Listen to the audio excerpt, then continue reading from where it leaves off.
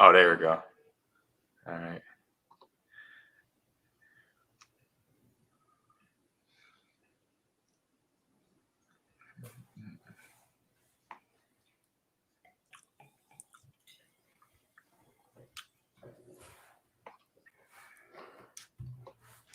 Hey, I'd like to welcome you into the On My Block podcast, the Green Bay Packer podcast with your host, myself, Amon Green, and my good friend and teammate, Mike Wall. Man, Mike, how you doing? Hey, happy holidays, buddy. Good to be here. Yeah, same to you. Happy holidays. I know you probably had better weather than us up here. We were actually 40 and clear that day. How was it in down in Texas? Yeah, it's perspective though. So everybody, True. we're from. I grew up when you get 5-6 feet of snow every winter. So now it's like I think it was 75 degrees over the weekend. I'm like, man, it's just I'm sweating. We're outside in the park playing. I'm like, this doesn't feel right. Everyone's wearing sweats for no reason. But that was nice down here, man. I can't complain. Yep. Like I said, on our day, on Christmas Day, Saturday was 40 and clear actually. So it was actually a very nice day. But now we probably got like almost 6 inches of snow today. It snowed overnight from Saturday to Sunday. So we in the upper Midwest. So we got these Packers and we have these Browns. Packers squeeze it out with a victory at home, 24-22 here. So let's get into it right away of what we saw and dissecting the game. And, I'll start off everything just seeing the say Packers, what you got on there? Oh, nice. I like it. Say Packers win again, but did we see some cracks in the armor? Some definitely. I'll say a few cracks, and I would say it's in little spaces that you need to take care of now. Obviously fundamentals of playing certain coverages. I'm with you. I mean, we're gonna talk about it too. Is the whole kind of backing off, and I was like, is a thing like they don't want to get beat over top. And what's the philosophy behind being off coverage to some of the best wide receivers that are on the Cleveland Browns, and that's it for the teams that are coming up on the slate. Is this the coverage where they're basically trying to make it a pass rush thing where Kenny Clark is getting in there, Rashad Garrett is doing a good job, but are they laying that pressure or not that pressure, just that workload on the D line that cause problems with every quarterback that's going to throw from their spot by staying in that off coverage where you got to really, be precise with your throws when you throw it into the defensive backfield for the Packers. Yeah, for sure. I think it starts. You even look back. I was trying to think why we started doing this. It's been a trend across the entire National Football League to play shell coverage. You hear it on every game. If someone's playing shell coverage, you're basically saying, especially with a guy like Baker Mayfield at this stage in his career, you're going, hey man, you're not going to run 12, 15 plays in a row without screwing up. And right. And it proves to be true. But you think about week one, and you remember Kevin King was getting beat on the line of scrimmage playing press coverage, right? Playing press man, getting beat a lot, right? And ever since then, I know we had and some other guys too. He just stands up in my mind, I think. Right. It was right, and since then, since then we've been playing this two shell, and the reason that you can play that cover, the only way you can play a consistent two shell is if you are one, your safeties can tackle, and two, you can get home with four, right? And usually we can get home with four. And I know we had 5 sacks this game, but let's be realistic. Like Baker accounts for a lot of those sacks himself, and he's injured. And he's a little beat up. Yeah, and he's injured. There's I'm not like, listen, we've all played injured, man. It's a bear, right? Yep. But the other thing is, I felt like this game exposed, and I guess the last couple of weeks kind of exposed some cracks with our defense that you're like, gosh, we're giving up a lot of points. And big gashes, big yards, and our safeties, like you finally found a team, like the offensive line of the Cleveland Browns is decimated, but they still had Antonio and Wyatt Teller as arguably the best guard in the league. Yep. And they ran all over the field, right? They can pass block, and most importantly, it shows that our safeties missed. We talked about last week. Our safety Savage, his angles are awful in tackling. And his coverage, and he struggled in coverage too this game as well. Yeah, so you just start going like, man, there's a lot of stuff that we're covering up. But if you look the last couple games, there's I think 4 out of the last 5 games they've dropped like over 25, 30 points on us, and it's more of a question of we're getting all these turnovers, so that's great. We have Aaron Rodgers, so that's great. But some of the luck runs out in the playoffs if you don't show up to stuff when you got to play a Tom Brady, you got to play a Matthew Stafford. Like those guys are Exactly. automatic. They're not going to deal with. They're going to deal with this in a different way. So I think that's kind of the thing to take away. This is one of those games where, like, again, you win the game, but you don't come out of it feeling great. Yeah, exactly. It's something I got for Christmas. I got a Bill Belichick book, the Book of Belichick or something like that. Mm-hmm. And it says in the first back here. I think. Let me see if I can find it. You got it. I'm pretty sure you got it. Yeah. But just in the first couple of pages, it said that right there about, is it a thing of concentration or focus at the moment? So are they focusing and concentrating enough instead of being like a days ago, because they know the play call, they know that the offensive score points, they know they don't want to take that for granted that those plays are going to happen. Even though they got 4 gifts in Baker Mayfield, but it's from poor throwing technique, pressure in his face, but then communication between him and the wide receiver on some of them interception, and obviously a potential a PI call that could have been on that first pick that Savage had up the middle. The first and the left, right, bro? Right. You think about it. You go through his 4 picks real quick. Yeah. Definitely PI in the first one. Listen, I'm a Packers fan, right? But if I'm a member of the Cleveland Browns organization, I'm calling the league office today and be like, please request that those guys never ref my game again, because that was some of the worst calls I've ever seen. And it's consistently poor. And they were all in the pack. I mean, I know there's contact every game, but like Wyatt Teller didn't jump off sides. There was a PI in the first call. And you can see how mad he was. Oh, because it was the other guy next to it. Right. It was and it's momentum. It's like that's a pivotal part of the game, and they blow it again. And it just keeps coming up this year. But first pick, definite PI. Glad they didn't call it, but it definitely PI. Right. Rashawn Gary bull rushes, so he doesn't step into his throw. He overthrows on the second pick. It's high. The third pick, they're running a scissors concept. I know exactly. But I'll bet you bottom dollar that was a scissor stop on the outside, because Jarvis puts his hand up right away. There's only 6 yards of width separating him and the inside scissors. So there's no way that route combination is being run how it's supposed to be run. So then you start going, okay, well that might not be Baker's fault. And then the fourth one, he slingshots, he pulls Jersey and slingshots in and takes the play. And listen, we love it, right? And it goes down in the record book as 4 picks, but you're just like, I still don't feel great thinking that Tom Brady, 19 out of 20 times, is going to get the call in the first and the fourth one for sure, and he's definitely not throwing the second. Exactly. As a coach, like you said, that's how we evaluate things. We is when the guy is open and he drops the ball and now it's incomplete, does that still go against you? And then be like, yes, he was wide open.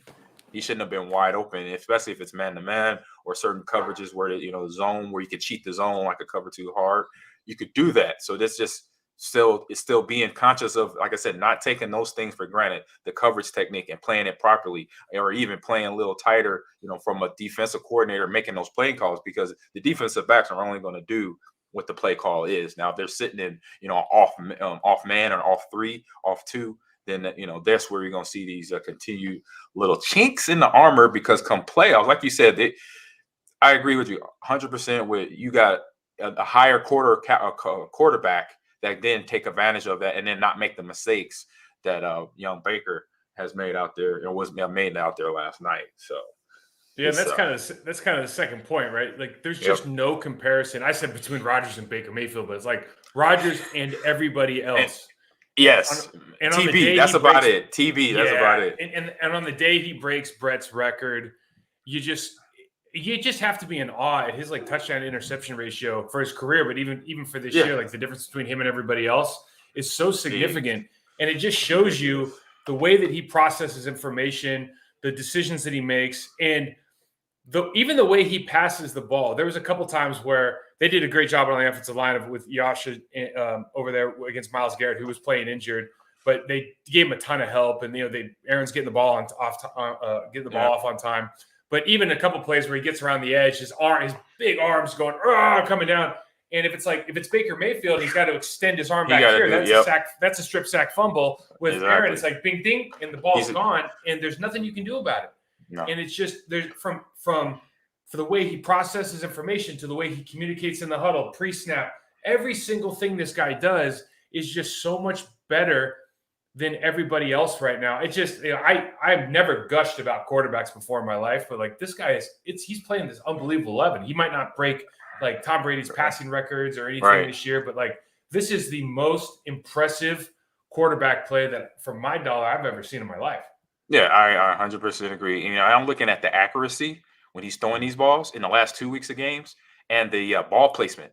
The one he sneaks into Allen Lazard on the one-handed one. I mean, they're battling all the way down this field, and just from that's just muscle memory of them throwing those deep balls into the trash cans where you know where to drop it in, and that's the drill that we see quarterbacks do. They do that corner throw into the corner of the left and right end zone. Then also they do the trash can throw. So basically, try to land the ball in the trash can. But if you get close as possible, that is where your deep ball is going to hit your receiver, and that's what he's done. He's just taken those fundamental things and made them exceptional. And because that's when you do it over and over again. I always refer to muscle memory things like Stephon Curry when he's doing his dribble drills pre-game. That is stuff he's been doing since he was 6 years old. His dad showed him back when they were in North Carolina when he was with the Hornets. So it's just muscle memory now perfected to when you throw certain balls, especially for us, for yourself as a lineman, come out the stands, boom, boom, boom. If it's a run play block, you know how to get to that block right away. And you make it efficient. You start taking away, like you said, with Baker's throw, where he got to really sling up and then get it out there. But as a quarterback, he is, which I love.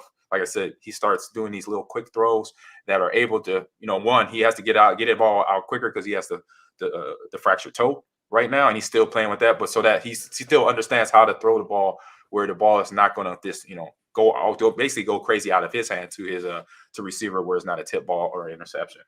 Yeah, he's amazing, and to the point you made earlier about kind of what I just like to call automated technique. Right. So you want to automate all your techniques. You want to create habits, which are just nothing more than like automatic physical processes. Right. It's the same thing as technique is. In the same way that he is dropping the ball in the bucket, the same way that he immediately recognizes zero coverage on that touchdown with Davante Adams. What are you thinking running zero coverage if you're a Browns coach? Like, are you serious? Running zero coverage with a rookie on Davante Adams? It's got to be like, I guess we're just giving him points right now. That rookie gave up. He threw his palms up. He was like, all right, what's going on? He's like, what are you doing? What you got me doing it's here? Just asinine. Like you just But to your point, now you look at what Rodgers does and the way he goes about his business and the accuracy and the precision and the time that it must take. You go to Davante Adams, and really you go to Davante Adams, but you can also go to Antonio Freeman and Donald Driver and Greg Jennings and Jordy Nelson. You go to all the guys who have been number ones here when Brett and Aaron played, and the time that they had to spend away from Green Bay, honing their craft, being a technician, so they can automate all the footwork, the late hands, the eyes, so they can play. They can just read external environment and react, right? Create action. They don't need to worry about that. And now you look over to the other side, what you were talking about with tackling. And if that is not like if I'm watching Savage and Savage is tracking the wrong hip, automatically, right? Like we could go into like whole brain function and how myelin and all that stuff. Oh, we could do it. Yes, but bottom line, you have a bad habit, and if you don't spend that time creating a better habit, then when it hits the fan and you have anxiety, you're going to default to that bad habit every time, and that's what kind of as athletes I think makes us nervous, right? Right, it does. Because we basically know this is our job. We got to do it. And just perfecting those little things, like I mentioned, starting back with Stephon Curry. And I say, looking at the run game, and I say that complemented real well today. We starting to see now from an overall offense and defense of sort of this is going to be us in the next month. You're seeing the run game come into play, even though on the flip side of the ball, you got a Pro Bowl running back they have to stop in Chubb, and he came in this game. Trucking. I mean, I didn't know. I mean, I knew he was a Pro Bowl ballader, but I'm just like, right now, this is a guy that they don't take care of as a run defense, which they basically did this. I say in the end, we're gonna let Chubb eat. We're gonna mess him. We're gonna just shut down Baker because right now we can't stop Chubb, and they didn't stop. He had close to 200 yards total offense by himself. So create the issues which they did, and some of it self-inflicted for the Browns with Baker Mayfield and his gameplay, going on throughout the game. I'll say pretty much. Yeah, it's like the philosophy works until it doesn't, though, right? Yep. And you keep up there, and we'll get into a little bit of trench warfare, but Chubb's been one of the top 2 or 3 running backs in the league for the last 3 years. They have when they're healthy, they have the best offensive line in the league. Yes, I've seen that. Watching that game kind of. They're the most well-coached offensive line in the league. Their schemes are the best kind of when you build. So for fans out there, there's a huge difference between a coaching staff that builds out plays based on a single concept, and then there's coaches who are just like, let's throw everything against the dartboard. We're gonna have 14 different formations with 27 different plays and blah blah blah blah blah, and they don't really fuse together. The Packers do this to some extent too. They'll run they'll run a play action off of some of their better plays. Yep. What the Cleveland Browns do that helps develop their entire unit is that Callahan, their coach, their line coach, when they run like their outside trap game play that they just killed us on. I saw it was great. It was lovely. It brought me back to you and I running up the field. Yeah, running that power. And they run that. Then they run the keep pass off of it. Then they run the reverse off of it. Then they run the fake with the dive off of it. Like they have. And so what happens is the offensive line and the running backs are running the exact same patterns that we just talked about over and over and over again. So it's like you're always getting free reps. And that's where these guys, when you talk about, okay, when's the time to develop? Well, if you build out concepts, then you have time to develop. We do it a little bit too. I think like LaFleur and his staff have done a good job of that. But it's just, you just saw the mastery, I think, of what a really high-powered offensive line and running scheme with a great running back is going to do for a team like that. Yeah, this is probably the most I've seen Chubb and even DeErnest, his backup. Yeah, he had a good game. They are a good change of pace. Even his backup, DeErnest, had around 58 yards rushing on 7 carries. That's a good average. They didn't even have Kareem Hunt, bro. I mean, imagine. Right, and Kareem, he's out with the calf. It's like, oh my goodness. So yeah, so to your comments, Mike. Like I say, seeing that power come around the wing, seeing the guard and the tackle actually moving in space, and then Chubb actually riding their butts, putting their hand around the hips and looking like a running back is following his guys. It was something that I'm like, ooh. I was like, take note of that. If I'm an offensive coordinator on a playoff team that I know I'm gonna be facing the Packers here in Lambeau come in the next 2 weeks, I'm putting that on my list and say, okay, they're struggling with the power run that actually got to the edge and around the corner. Mark that in your brain. So you just got to make sure from a Packers side point of view that you know how to, in that play, kill it, get that penetration up first before you let those guys get around the corner. And so I say we'll head into trench warfare now to Mike's part and point of view of basically breaking it down from the O-line in the trenches. I saw one thing real quick, Mike, before you get into your stuff. Aaron Jones took one for the team. He stepped up in the A gap. That's right. Yeah. And he was a tumbleweed after that. I was like, ooh. I said, but I loved it. I loved it. I was like, that's what I've been there several times. I've said this on the show. I remember the one I distinctly remember is being in the Metrodome, playing against the Vikings, who the Packers have next week, and they have those 260 linebackers. And I remember getting hit and looking at the roof, and all I could hear is Donald, the crowd cheering or booing because Donald just scored on one of Brett's slant routes. But I knew in the back of my head I had to take one for the team to get that slant route off. So, dude, was it EJ Henderson? EJ Henderson could lay the yes. Oh, yeah. I think it was EJ. He was about that life for sure, man. He wanted all of that. Exactly. I'll tell you what, AG, we saw a lot of junior varsity. Like the Ravens are playing junior varsity football right now, but I don't think I've ever watched a game where you have, I want to say 9 out of 10 guys aren't starters at that position. Like Wyatt Teller, they're all pro, all everything guard. You talking about the Ravens? only guy who was in position. Batonio was playing left tackle. Right. And then we can argue if John Runyon Jr. might be a starter when everybody comes back, but right now we don't have anybody who's a starter. I've never seen anything like this in the NFL before. And then you see the performances that they're having out there from an efficiency standpoint. And again, Rodgers is playing at a really high level, so I think our offensive line, probably had what they would consider an average game. But again, we've just got a guy who's special. Right. The Browns, it was kind of one of those games for me because I'm an offensive lineman and I love the trench stuff.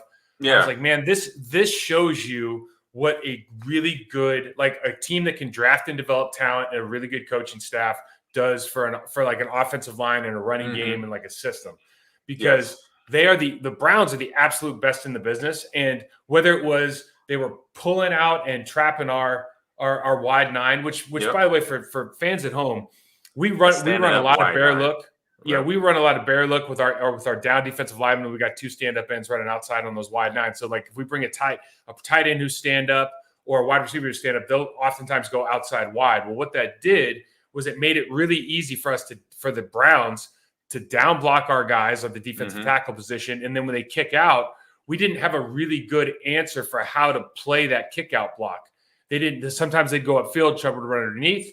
Sometimes they'd wrong shoulder, he'd run over the top. We didn't really have a great answer for it as the game wore on, and that's why you see really good teams being so successful. But they also could run on us inside because when you have a Wyatt Teller, when you have a Joe Antonio, Kenny Clark is all of a sudden not as much of Kenny Clark as he is against everybody else because you have that kind of talent now. Right, and he's getting double teamed basically downhill. He's getting so they run the doubles and they're running up to linebackers. It's not that hard because we run a 6 in the box game. It always surprises me when, by the way, Kenny Clark making the Pro Bowl, shout out, dude, that was awesome, well deserved, right? Great work, great work. It's nuts when you got a guy at that level and you see like Wyatt Teller's the only starter on their line. He's also probably their best player. Like, why don't you put Kenny on the other side? What are you doing? Like, just go put him against the backup, man. Like, why would you waste? It's like you're wasting free reps against a backup player. The other guy was good too, but he's certainly not Wyatt Teller. Yeah, and that's the matchup comparison that you're talking, or matchup thing that happens in sports. It's like, okay, I even do this on Madden where I almost shift my D line over. If I'm playing with the Ravens, I got Calais Campbell. And I know that guard is the weakest guard.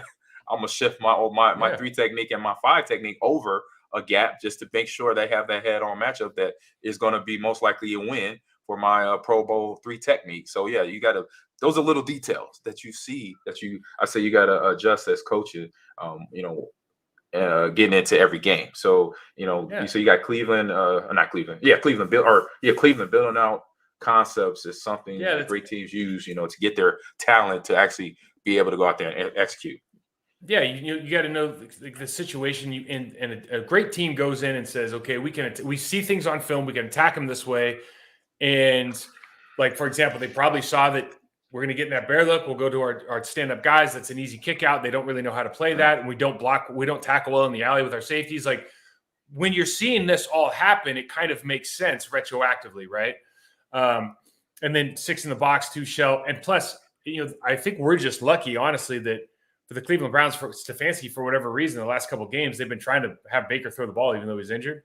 And so I think it was like a 2-to-1 ratio of pass to run in the first half. I mean, if they would have done that the whole game, who knows what would have happened. But flipping to the other side of the ball, we did get 5 sacks. And we can talk about 5 sacks, 4 interceptions.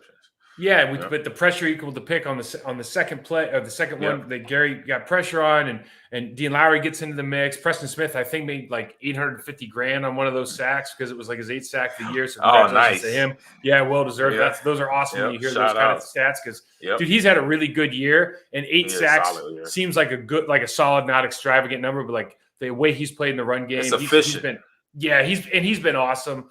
So I see it's again like another thing between like Baker and Rodgers. So like Baker's under center, 5-step drop, or even when he's taking shotgun, he gets back 7 yards deep. So all of a sudden it's a traditional like cut pocket and they can collapse it. Like all these things. It's just so interesting to watch that part of the game, right? Yeah. You see Gary. I would love to get in the Packers building and just show Rashawn Gary all his pressures and all his sacks this year. Right.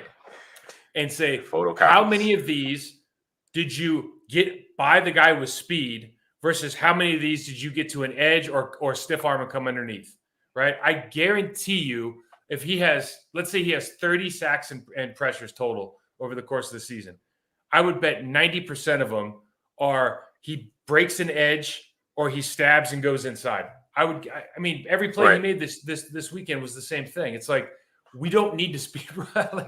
The speed rush goes power, collapse. Like you want those guys to feel that pressure and that presence, not necessarily just trying to always get around the guy and hit the ball back, coming from behind. Yeah, it's something to have basically more tools in the toolbox. I remember when I came back to finish up my last year here in 2009. That's when I believe Clay Matthew was a rookie. And I remember watching him that first 2 weeks I was back. I was sitting there watching him and watching his move, and he was a little similar to Gary, where he wanted to bull rush all day and then maybe do a quick spin off of it. Then I kind of pulled him to the side one time and said, "Is that all you're gonna do?" I'm like, "Right now, yeah, you're shocking people. You got the youth, and you're gonna run past a lot of tackles in the league." Micah Parsons. Right. And so, but I'm like that. But that time will eventually be over, the speeds element. But you'll still have your technique that you can master. I said, start mixing it up a lot more. I think at that time I said, throw another 2 more moves in there that you could build off the other 2 that you already got really good. And I believe, that young man took the information, and he just, had a great rookie year. But it's something, you got to make for the hand-to-hand combat stuff, for stuff I occasionally do from a game, probably 10% of the game, but something that's 100% in your neck of the woods is that technique, and then knowing and understanding basically where your feet work got to go off the guy's pressure, off his rush, and then also don't panic. Just be in the position. As long as you know your technique, you're good to go. So yeah, man. If you look at our offensive line, and again, we're just missing so many guys, and every week you say what a great job Stanovich is doing putting these guys together, and what a good job they're doing at the individual of preparing to play, right? Because gosh, it just seems like every week we still dropping 30 points every game, right around 30 points. And what we've done really well all year, we talked about it, you can get double team movement. Like our center and our 2 guards, or our guard and our tackle can get double team movement. So when we get into kind of an 11 personnel situation and they want to go 6 in the box, we don't even necessarily we don't do a great job of getting off on the backer, but we're getting such good movement that we're picking and choosing our spots. But what I thought was interesting this week, and you can probably talk on this more, AG, is this was the first game that I really saw, like, okay, we're going to run Aaron Jones on that outside play where we have a puller, right? Or we're leading with like Lazard. By the way, shout out to Lazard, man, dude. Lazard blocked like Myles Garrett like 4 or 5 times in that game. I mean, I've never even seen a receiver even try to do that. Like he's a bona fide stud, man. But we're going outside there, and then down, and then all AJ Dillon stuff is just, hey, man, we're going downhill with you. I'm going to put your shoulder pads down. We're just going to roll with it. I know they mixed it up a little bit, but generally speaking, like I just saw like 2 distinct. We're going to attack out here. We're going to attack in here with Dillon. I thought that was kind of what everybody expected, but we haven't really seen it to that from that standpoint, at least to this part of the season.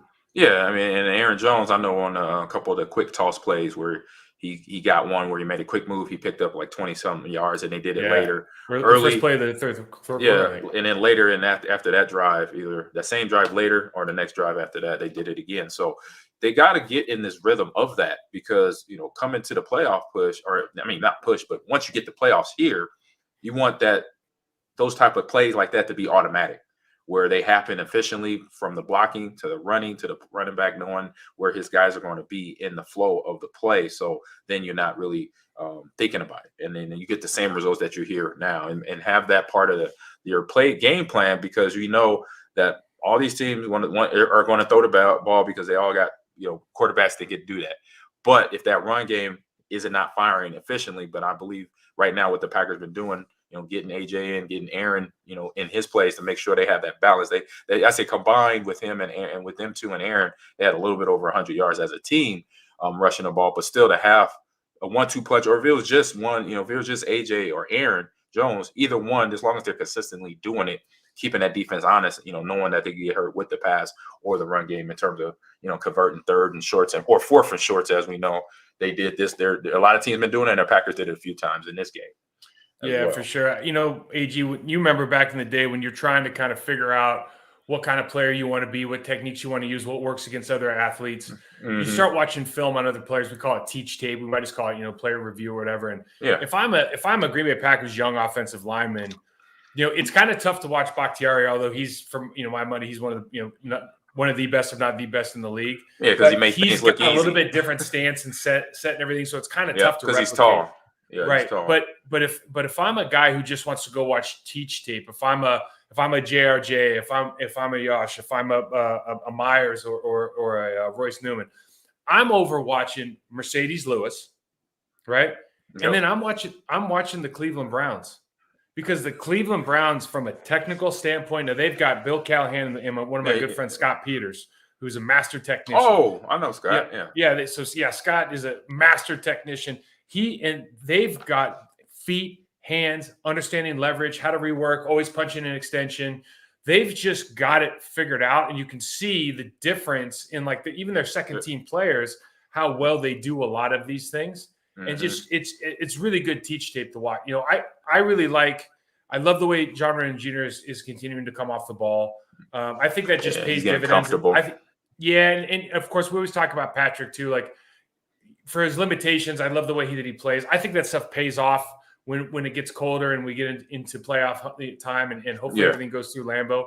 And then the last thing we talk about probably is Myles Garrett is a premier defensive player in this league, pass rusher, yes, he is. Everything, right? Yep. Now I know he was injured yesterday. Yeah, a little beat up, ankle or knee or something. And we did a really good job game planning for him. Yes, if you watch that game, we're sliding every single play that is a 5-step drop, every single play that Aaron might hold the ball for a little bit.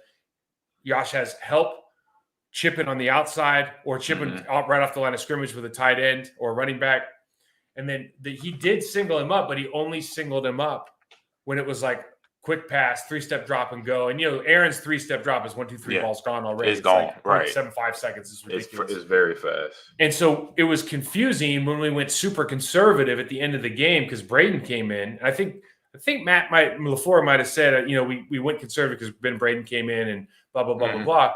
But the game plan really didn't need to change because, even if you're a turnstile, you're not getting to Myles isn't getting to Aaron Rodgers in his 3-step release right now. It's just not going to happen. So that was one of those kind of head scratchers a little bit for me, just given the way that they had played up to that point. Like you trust your guy a little bit more, and also understand like John Rennan Jr. would like nothing more to put his helmet in Myles Garrett's ribs over and over and over again, right? So I thought they just did a great job, man. So hats off. There's sometimes you got to scheme for a guy. He's a guy you got to scheme for. Exactly. And not hearing his name called up a whole lot, not him getting to a beat up Aaron because he is beat up. He's just, he's playing with that sore toe. Got stepped on a few times by the guys being in their blocking position. It happens. We know that always happens to the feetsies between the run game and the pass game guys out there. So moving on to get off my lawn. Get off my lawn. You got some debauchery here. Debauchery. Oh my gosh. Going on here. Honestly, because of Christmas, there's like so much I want to put on here. So I just try to condense it. And it's funny because like who's going to watch the Washington football team, get beat 49-7 or whatever. But not me. Yeah, so I woke up this morning. I turned the game off, and I was like, "What?" When I saw it 35-7, I'm like, "What's going on?" But you see this guy, like these two former Crimson Tide Alabama defensive tackles, first-round draft picks. Teammates. Right, Deron Payne, and then what's that guy's name? Jonathan Allen. Jonathan Allen's a good player in this league. Really he plays Rainbow the other Six guy, too. I don't know if you saw exactly what happened, but Deron Payne like tried to drill his finger into the dude's temple, like you're wrong, like one of those things, but it was like this, and then he swung. I mean, no, I did not see. You can't represent yourself worse than that situation. And I was like, dude, you're on national television, game of the week. You're getting your head beat in. You pull that stunt, and then I started thinking about it. Like they've known each other for like 7 years because they went to college together. It's like you think about how many opportunities you had to solve that problem in the last 7 years, and you do it now. And you do it now. Beautiful, man. Oh my goodness, yeah, that don't equal out. That don't look good on camera. So what's the next one? That's got to be like back in the day, my dad would say they take guys behind the shed and you go fight, right? Or I remember there was a great story. I can't remember the two guys' names. There's two defensive tackles. It was before I got to Seattle, but like 2 years before I got to Seattle, they're getting on they had a walkthrough, and they're getting on a bus to go play like a preseason game. And so everybody would get through the walkthrough, and these two guys are like, they're gonna fight, and there's like, we're fighting. So they stayed out. This is back when they were in Kirkland. Everyone went into the locker room, their stuff ready, right? And they stayed out there and they squared off for like 45 minutes. And everyone's like literally on the bus. Everyone's on the bus, like watching these two. And I forgot who it was, man, but they're watching these two guys out. Finally, like I think Holmgren came out, like honked the horn. They're like, get on the bus, right? But it happens. Just too bad when it happens in public. It does. It happens. We're in that mode. So tell us about Russell and what's going on over there.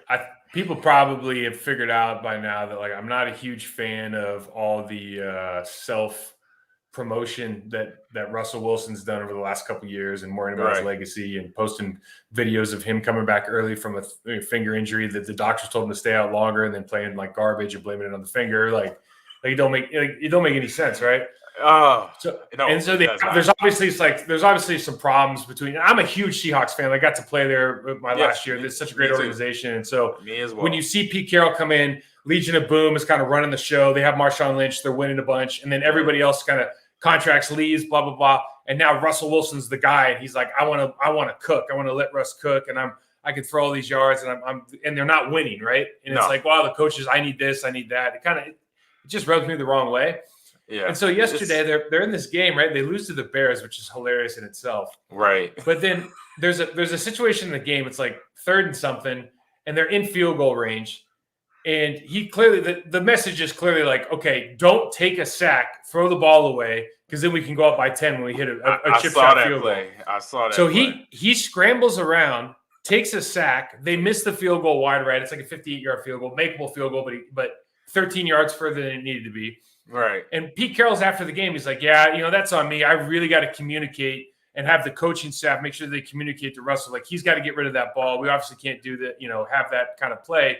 He's putting it on himself because that's who Pete Carroll is as a man and as a leader. Yeah. And then Russell Wilson's over there, like, just throws it back into their face. He goes something to the effect of like, yeah, we just make that play so many times. I just, that's just what I do. And I have success doing it. It's like, dude, what are you doing? Like it's just such a bad look when you're like, whatever, are they 3-12 or they're a terrible team. 4-11 or it's something. like, yeah, you just don't need it. Like you just don't see other people doing that, especially in the position. And people love him, and rightfully so. But you got to remember, every time somebody's let Russ cook, like they're not going to the playoffs. They're not going to the Super Bowl.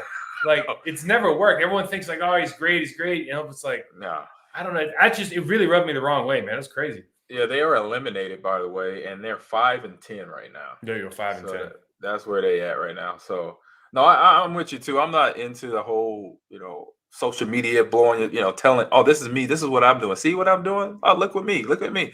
No. I put it in for our podcast. I retweet your stuff. I share my business. I do stuff for recruiting. That's it.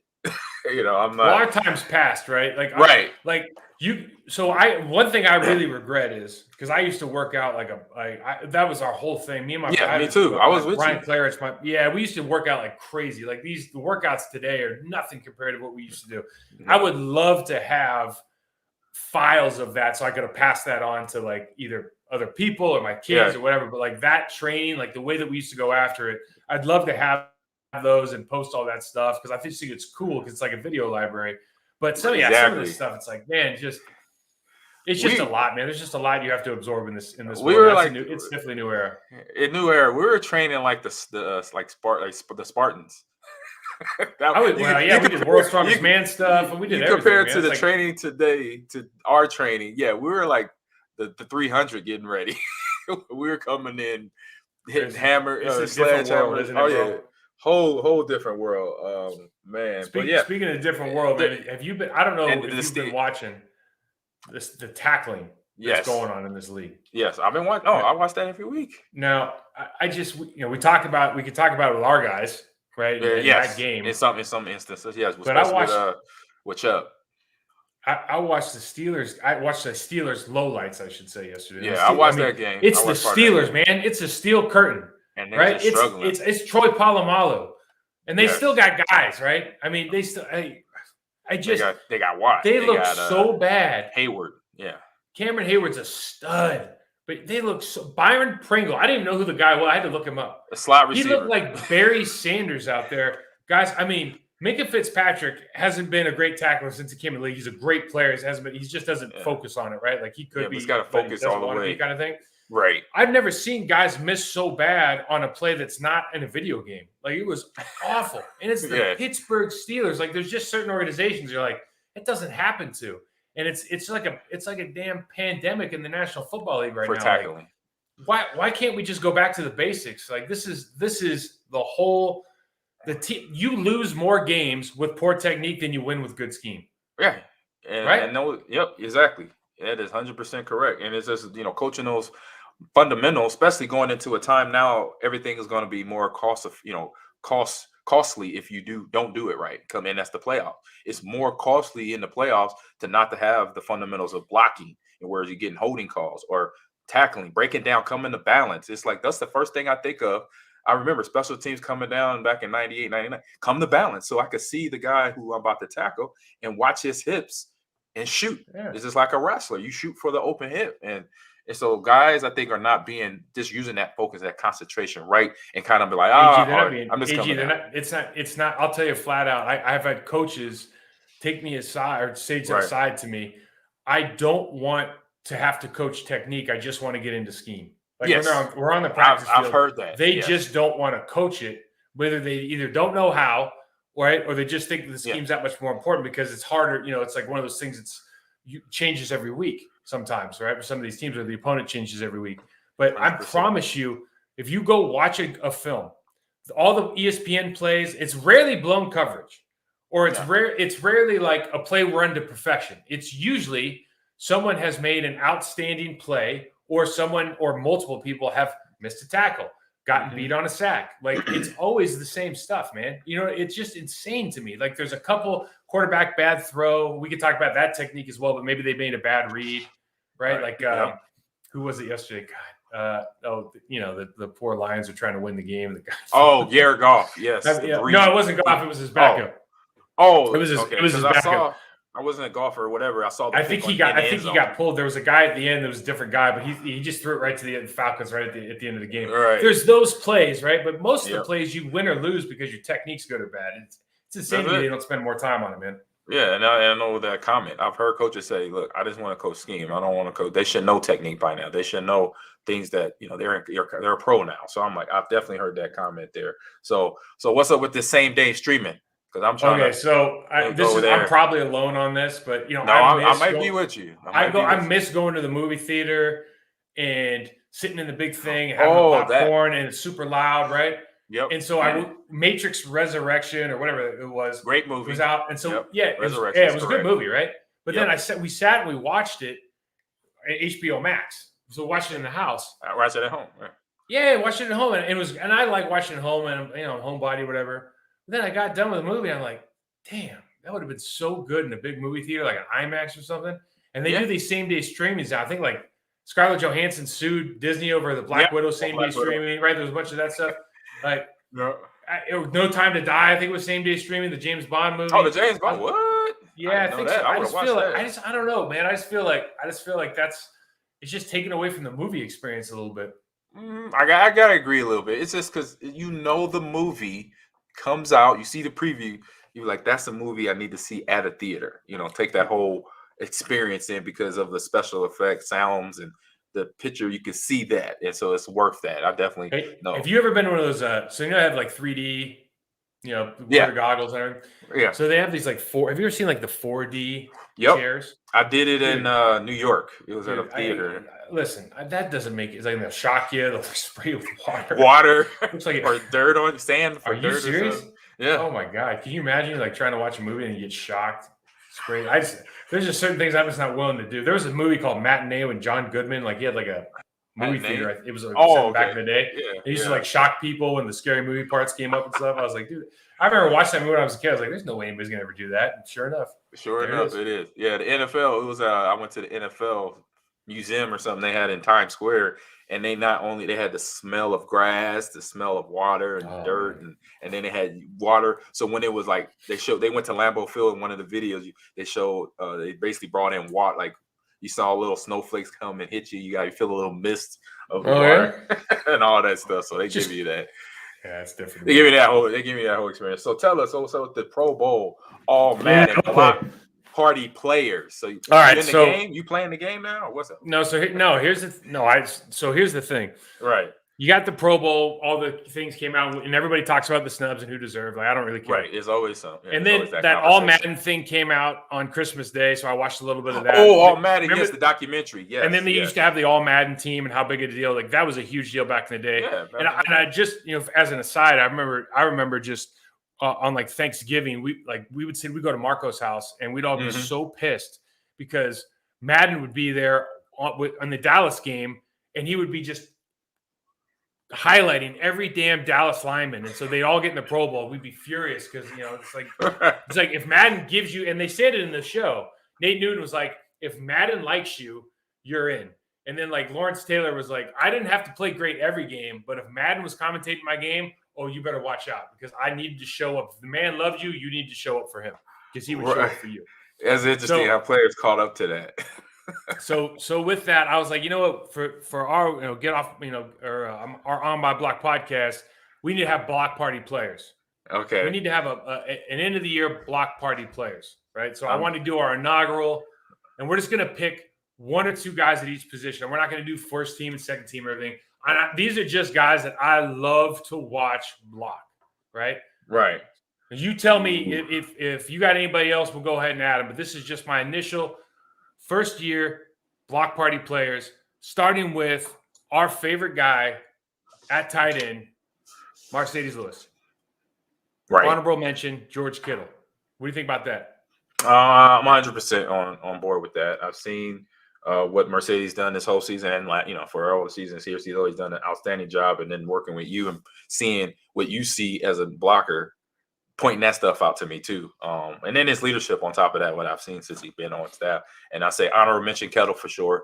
He's been obviously playing through a lot of injuries, upper body wise, but he still has the effort. He's going to do the dirty work beyond that, and then catching balls downfield like he's done for his team in the last couple of weeks. So I'm cool with that. I'm cool. Yeah, Kittle's. I love the way Kittle plays. He's just like he is what his haircut tells you it's going to be. He's just a wild man. He's an absolute wild man. He's a stud. So interior guys, I wanted to go one each position, and this is more along the lines of the guys who just like I love to see the way they love finishing blocks. So obviously Big Q. I was actually going to put Scherf in there, but I think it's hard to argue that Quentin Nelson is not the most dominant run blocker in the game, or league top two. The way that he can finish consistently, he's just a force of nature with his size and speed and strength. But the other guy is the guy we played this week, Wyatt Teller. Wyatt Teller, for the last 2 years, kind of came out of nowhere. And was he tackle or guard? He's the right guard. Cleveland. He is just a dominating player, man. He extends. He gets you off of leverage. He runs his feet. I just love the way that this guy plays, man. He just plays so calm. And then the last guy is, a lot of people won't get this, but I think his first name is Ryan. Ryan Jensen is the center for the Tampa Bay Buccaneers. He's a ginger kid, long hair. Yep. I think he's like a black belt in judo or something like that. Yeah, I heard that conversation. Him and his small sister. School guy. Yeah, small school guy.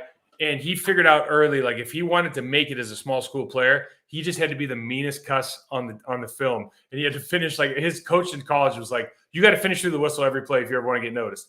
And this dude is the most, he is the most difficult guy to play against, I think, right now in the National Football League, because he's super skilled and he finishes through the whistle. He's in the middle of every fight, every melee, at the bottom of every pile. He's just that dude, man. And they don't run the ball enough, but they're starting to. It's playoff time. But I just love the way that dude plays. Yes. He cleans out, what was it, cleaning off the pile? When that person, that last he picks people up. Pile inspectors. Yeah, the pile inspectors are the guys that are just kind of standing around the pile. That was you. Right. That was you and Marco for us. The pile. We want to pick off. Off the pile, guys. Exactly. That was you and Marco. and then the last. Well, so the best one actually, Flanagan. So funny story. So Mike Sherman says to us one day, because the big thing was we need to pick you off the ground.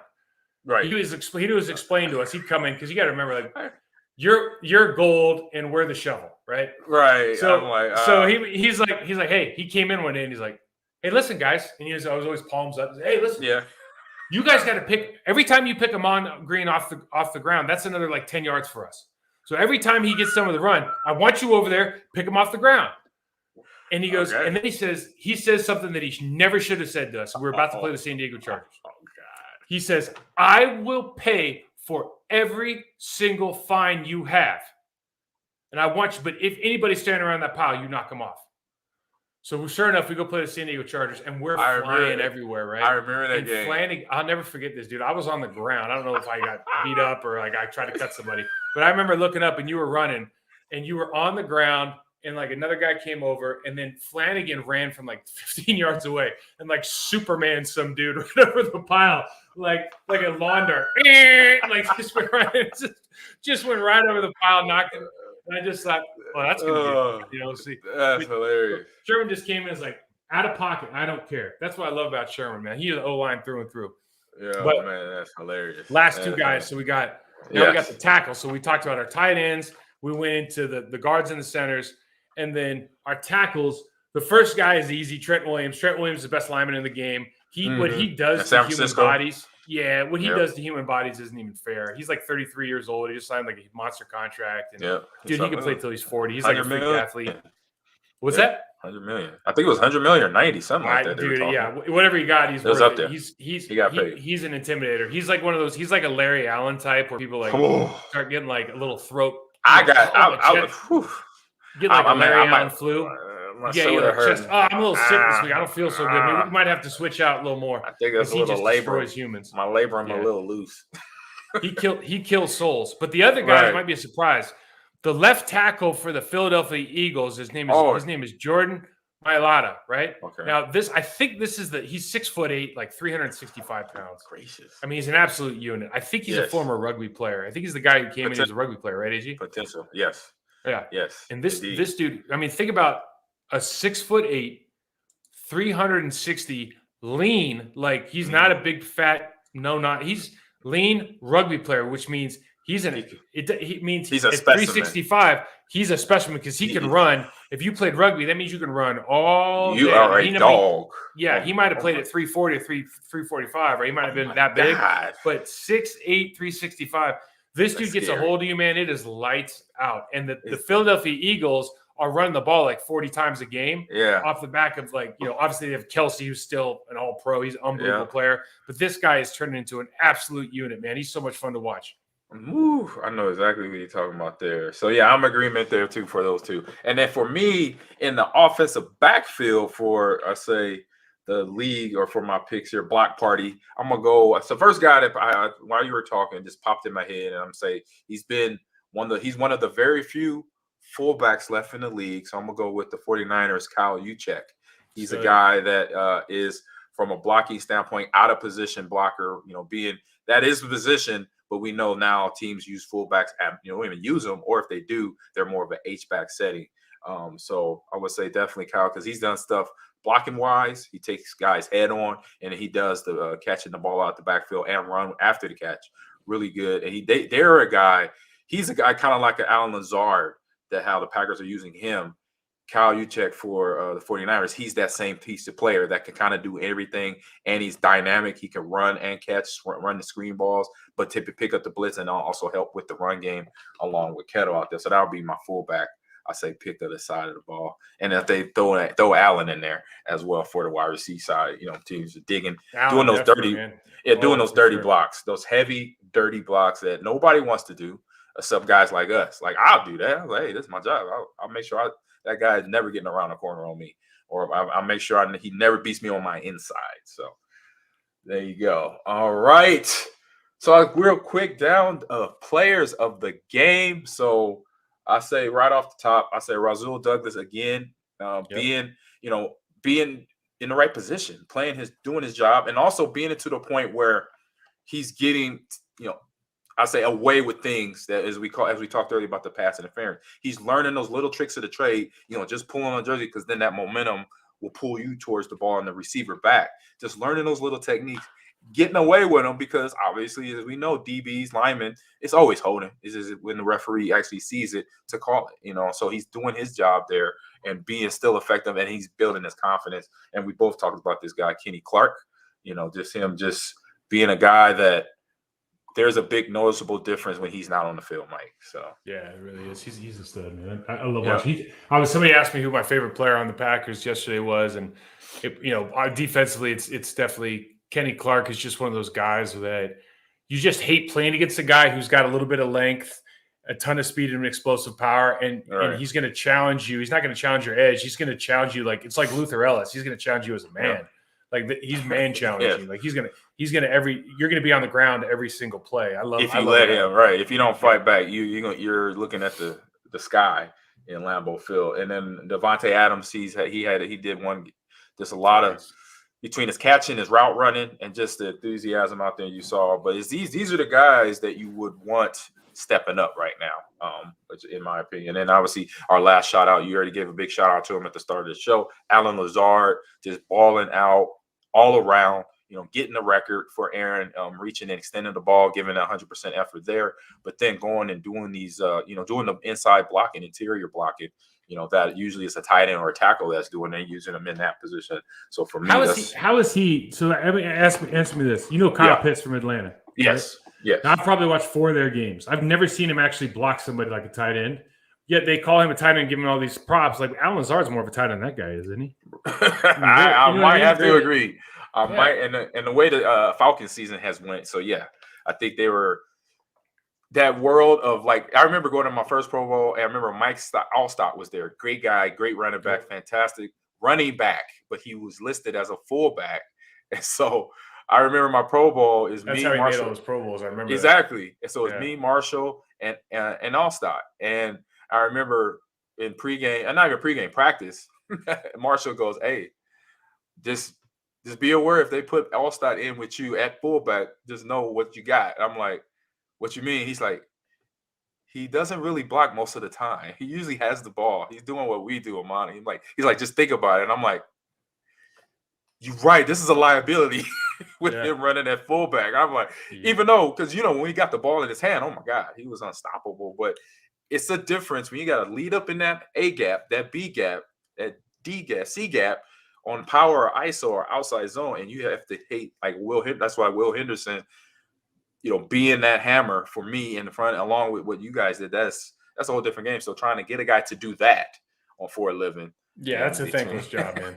It is a thankless job, especially when the guy behind you is like in the same room. Like, I'll get my 1,500 yards. You guys go ahead and be a sledgehammer. Yeah, it's like, man.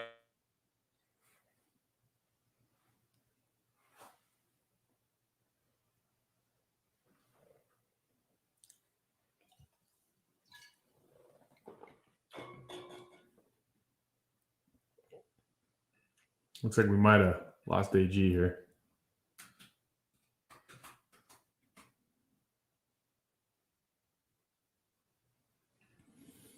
All right, well, let's go to around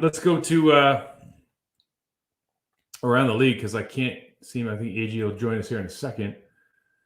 But I think the biggest game for me yesterday is, the Cowboys are one game behind the Green Bay Packers. And you think the style in which they're winning right now, they're creating a lot of turnovers in defense. Dan Quinn is probably, if he's got to be assistant coach of the year. He's probably up for another head coaching job after the job he's done with the as a DC for the Dallas Cowboys. Think about Diggs up there having 11. I think he has 11 picks now. And it's like you start off the game by trying to test the best defensive player in the league. He's going to get defensive player of the year. At least he should. They got Parsons, who's got over 10 sacks now, I think. So this is the first time in 2 decades or something that you've had guys on the same team that kind of success. And really, you kind of look around the playoffs starting to build, and you think about who are the real opponents that we need to worry about from a Packers standpoint. You got to obviously go right to Tampa Bay Buccaneers. We got AG. So AG's internet dropped off, so we'll just finish this up. But you got the Tampa Bay Buccaneers. You certainly got, I think, the Rams, the way they're rejuvenated. And Stafford's one of those guys that if he gets hot with Cooper Kupp, now OBJ's playing really well for those guys. OBJ's got I think he's got more touchdowns in the last 4 weeks than he had his entire season last year. If the San Francisco 49ers can get back in because they have a run game and run games travel, like we know very well that run games can travel. I don't think that anybody's worried about Jimmy Garoppolo. In fact, I think this last game made it probably even worse for him as far as what his future looks like in San Francisco. But for the present, right now, that's a team that can play. They get after you from a defensive line standpoint on the other side of the ball, and really. The Dallas Cowboys have a great offensive line when they're healthy. Even when they're not healthy, if they get Tryon and Zach Martin, La'el Collins comes back. They have talent. They have talent at the skill positions. They have a great quarterback who's a leader. There's a guy that I really, really appreciate the work that Dak Prescott puts in. And so when you think about, and I think they travel well too, because again, they have a run game. And they have a persona. And Dak just seems like the kind of guy where I don't think the weather conditions are going to bother him like it might bother some of these quarterbacks. So this is one of those situations as a Green Bay Packers fan, you just really want to make sure we shore up some of these, I think, these defensive problems that we're having. Hopefully you're going to get back, Z Smith, D-Bach. You get these guys back soon, maybe get them a couple games under the belt before the playoffs hit, because, if you just start, you get that bye week and then you go in as the leader, you're feeling great. But you also don't necessarily, Bakhtiari, as good as he is, you want to give him a couple reps, live reps in a game that means something before you get around to the playoffs. Same thing with Darius Smith. So I know I'm missing some guys there as well. Jair Alexander being one of them. But if you can get all those guys back, you put yourselves in a good situation to be successful. I just think that sky's the limit for this team. So with that, the last thing we just need to talk about is obviously, let me just get one more thing here. Put that on. The last thing we need to talk about is next week we got the Minnesota Vikings. Obviously, a little bit of a revenge game for us, and a game that we need. I think the game that they need as well. I can't remember if they got knocked out or not. I'm knocked out of the playoff run, but I think they're still in it as far as one of the fringe teams. So for that and more, please check out Amon Green 30 at Instagram, at Twitter. Myself, Mike Wall 68, and on Twitter, and Process to Perform on Instagram. You can always go to our On My Block Twitter page, on_my_block. But honestly, if you want to get to us, just make the comments on our Twitters or our Instagrams. Thanks for having us. Thanks for letting us be part of your week, and we'll talk to you next time.